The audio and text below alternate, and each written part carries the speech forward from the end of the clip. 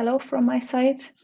I guess we can start on time and then we'll be done in 20 minutes again. Okay, I will share my screen as well so that you can see my slide.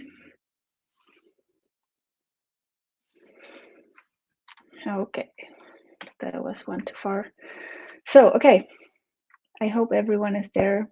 I see a few people in here already. We'll see who will join. Okay, so and let me swap to the next slide. My topic is the discovery as a door opener for successful projects. And in the next 20 minutes, I will give you a quick overview of our experiences and why and how we do discovery workshops and why it might be interesting for you as well. So while you still see me, because I heard that I'm supposed to switch off my video soon so that you can see the presentation as big as possible. I'm Simone and I'm here in my sunny home office in Hanover, Germany. And usually I work as a project manager and account manager at Untitled. So if you want to join me or contact me sometimes later, you might as well do that using that contact. Okay, so for an easy start, I brought you a picture that most of you, I guess, have seen before. So, but for me, it really gets to the point when it comes to the discovery workshop. So why is it? Yeah, we're talking about projects, right? So in a project, there are many people and different roles involved, and there are so many different tasks to manage. A lot is going on, and everyone has their own goals and assumptions and brings their own mental model with them to a project. So maybe even completely unknowing of what the different thoughts are. So therefore, one of the most important tasks for me is to define right in the beginning what we plan to do or what we want to do, and even like to level up all those different mental models and or even at least make them a little bit more transparent. So yeah, that's basically what and why we do a discovery workshop for each new project that we do and start at Untitled. And yeah, I have used the word discovery or discovery workshop quite a lot already. But what is it actually? So there are a lot of different usages and terms about discovery in and around the web. So what we did at Untitled, we kind of cut it and defined it for us, how we needed it and what makes most sense for us. So on this slide and on the following, I kind of refer to only the term that we used and how we defined it at Untitled. So we divided it basically in two parts. So it's the discovery workshop and the discovery phase. Both happen before the actual development and the deployment starts. So the main difference between both of them is the time frame and the scope of the two. So the discovery workshop is the first point to enter a project, and you would get to know the people and the project in general, get a common understanding of the goals and the framework, and set the foundation for the future cooperation. But you wouldn't go as deep into as in a discovery phase. So the discovery phase then could follow after a discovery workshop and would include much more details, for example, specific requirements or the specific UX and the target group analysis, or even like then also to establish rules for the cooperation that will follow then. The picture below here basically shows a typical workflow with clients from Untitled. So we do the discovery workshop right at the beginning, even before the clients select the agency, which makes it a special and a single project itself to do a discovery workshop. And then depending on the client's needs, we do a discovery phase, a UX phase, and then after that, the whole development starts. Okay, So now narrowing it down to the discovery workshop and why a discovery workshop is so important. It's quite easy to say. It's there that you don't run into problems in the future, because all of your team members have a different mental model, if you remember that picture from the beginning, in their mind. So yeah, you could bring it down to those 3 points that are on the left here: to reduce risks, to build trust, and to get a common understanding of goals. Or you could also turn around and say that only a useful and meaningful solution will be successful for the client, and only that makes your project successful. But for that, I need a project team that understands the goals and requirements, meaning a team that has the same mental model. And also, I need a team that really understands the broader context and like the requirements beyond the single individual requirements, so that they can bring in their own initiatives. So yeah, you could say I need a team to have purpose and direction, so that they can do the right things at the right time. Yeah, so far that. Here I want to show you some questions that could or should be covered in a discovery workshop. I won't read them out loud, all of them. I will send you a link after the workshop so that you can download it. The slides here, the slide deck, maybe to cover it at a later point. But basically, we split it in 3 categories: the client, the general conditions, and the project. Personally, I only can recommend you to cover all of those topics as early as possible, because there are so many turning points that might follow afterwards, after you've discussed it, and it doesn't help you when you're already into the project really far. Yeah, so this is something to keep in mind for the future if you are in the shoes to organize a workshop yourself. Now I brought you some real workshop information with me, and I want to show you kind of hands-on how we usually do a discovery workshop. I will jump into Miro, or in one of our Miro boards soon, to run through this in, let's say, maybe 10 minutes, so that you get some more hands-on information. Just don't wonder, I had to translate and delete some because it's a real client workshop, or it was a real client workshop. So there might be some different or some inconsistent parts. Okay, I'll just change the screen and share this one with you, make it a little bit bigger. So yeah, that's the whole. So Miro is one of the tools we like to use best currently for online meetings. It's basically it's a collaborative online meeting tool, kind of like a whiteboard. Okay, and let's quickly run through it. So we have different parts here. What we do first is we share this with our participants beforehand, so that they can have a look at a how-to, in this case, Miro board, so that they get to know the tool itself and how to navigate with it. Then we do a quick overview, or it's still in the preparation phase. So every participant is asked to add some information here for their introduction that we do together in the workshop later, just to save some time, and so that everyone actually really has used the tool before, which saves additional time. It's, yeah, basically we do a simple introduction. Those are 2 of my colleagues and me in the middle. So we ask for the name and the job title, what we do and what we are experts or responsible for. Then I like to add a question which is more a little bit personal, but not too much, so that you get to know your participants or your colleagues a little bit better, and also a question for the wishes for the workshop. This is a nice entry point for me to have this already sometimes before the actual workshop, just to get the right mood and the right tone then later on. Okay, then the workshop starts.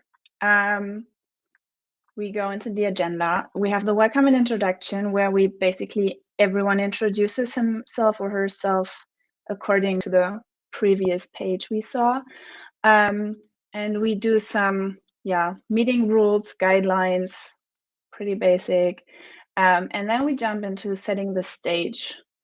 There we start with a first interactive game activity, however you would like to call it.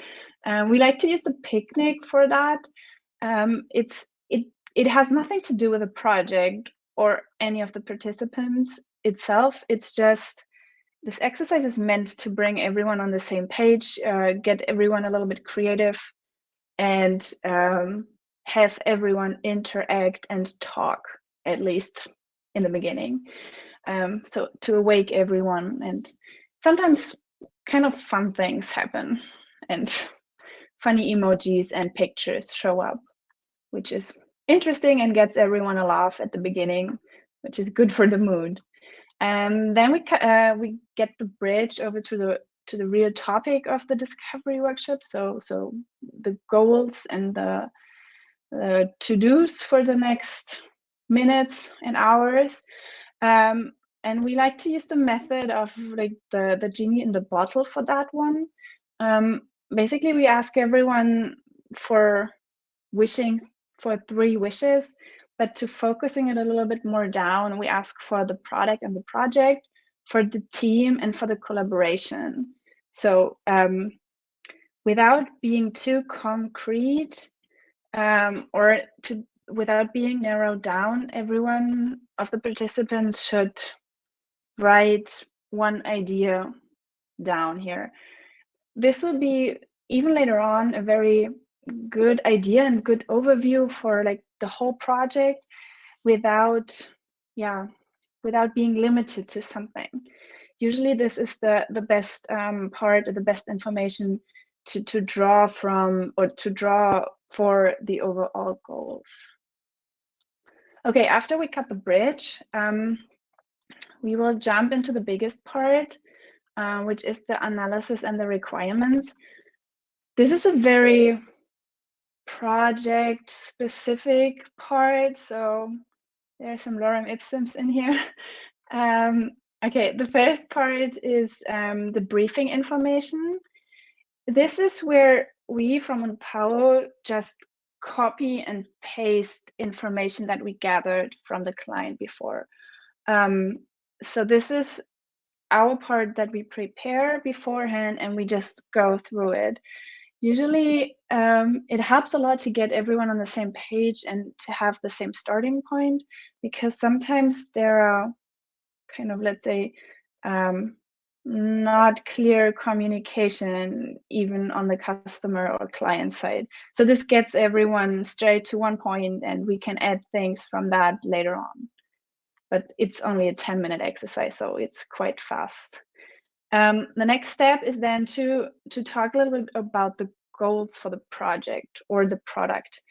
So this is a bigger part, or a more topic-oriented part. First, we ask every participant to take some minutes and to note down their thoughts for goals for the project on sticky notes, just somewhere in between here. In the second step, we group them together, and in a third step, we do a voting on them. Like, yeah, I'm sure you know kind of the dot voting in real life meetings. So the tool includes something like that as well. And then we vote for the top. Yeah, it kind of depends on how many sticky notes there are, or how many groups, like let's say from 2 to 5 top voted goals for this. We keep it quite short on purpose, because we want not the in-depth and the details for everything that is here. It's supposed to be a first gathering and to collect like the most important points that are on the client's minds. So that's kind of, it's not meant to be to go too much into detail. That's what the discovery phase later on is for, just so you don't wonder. The next step is the user group. And again, this is not meant to be a real analysis of the user groups and the target audience. It's a first step to get a rough idea of how the project is gonna work and what is needed from the project management, development side, and the customer side. So we ask two questions here. One is, who are the future users and the target groups? It will be just a collection from the client side.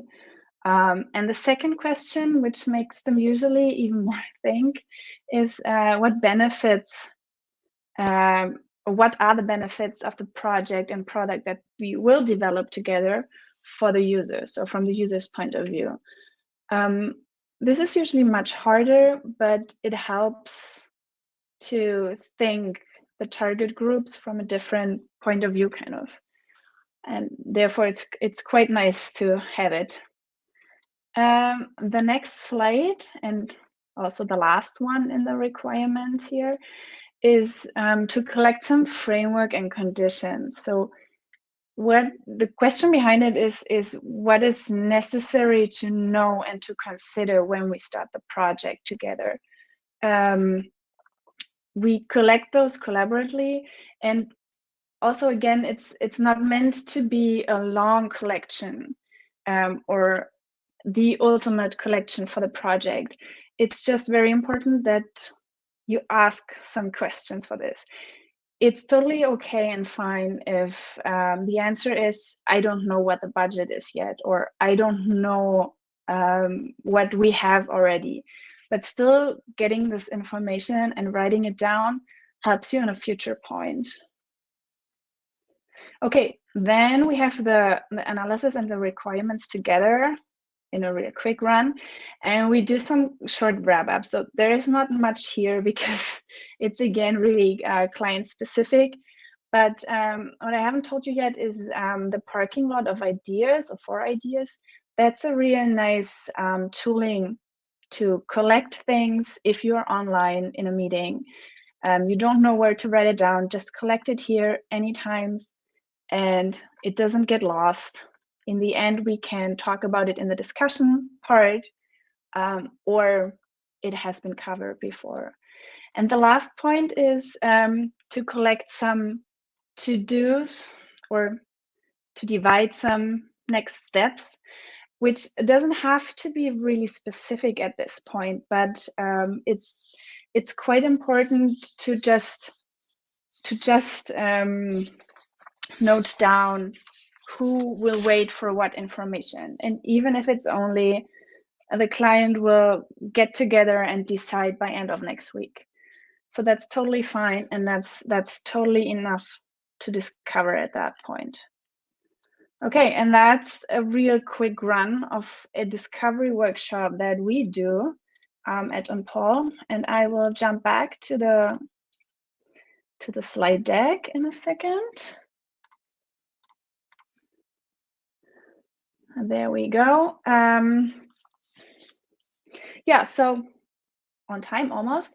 I'm basically done with my presentation, but I can slide one next. That's the ask for contributions. But if you only remember 2 points from these last 20 minutes, that will be totally fine. Number one is that an important base for each project is set right at the beginning. And that makes it really, really important for me, and I think also for you, to use a method like the discovery workshop. And number two is remember the picture from the beginning with the mental model. And you really, really want to get everyone in the project on the same page as fast as possible and as early as possible. Yeah, that's it from my side. If you want to join the contributions, you're more than welcome and invited here. And then, is there some questions? I'll add on the camera again. Is there any questions? Otherwise, thanks for your attention, and I hope you've learned some things. I will post you the link to the slides in a second in the chat for anyone who's interested. Yes. And then thanks everyone, and have fun.